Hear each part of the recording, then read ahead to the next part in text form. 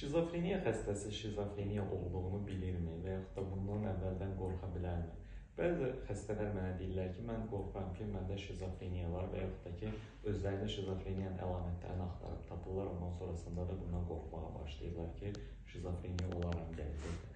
Bəli, şizofreniya xəstəsi çox vaxt şizofreniya olduğunu bilmir və bu müalicə prosesində artıq ona başa salındıqca, xəstəyə anlatıldıqca və müalicə ilə zayıflamalar hamısı düzəldikdən sonra o xəstəliyinin fərqinə vara bilər. Amma bir insan əgər şizofreniya olmaqdan qorxursa, onda böyük ehtimalla təşviş pozuntusu mövcuddur. Yəni ki, özündə xəstəlik axtarma, müxtəlif xəstəliklərin əlamətlərini eşidəndə tez qorxuya düşüb, özündə də onun yaranacağından qorxmaq daha çox hipokondrik nevroz dediyimiz xəstəlikdə baş verir.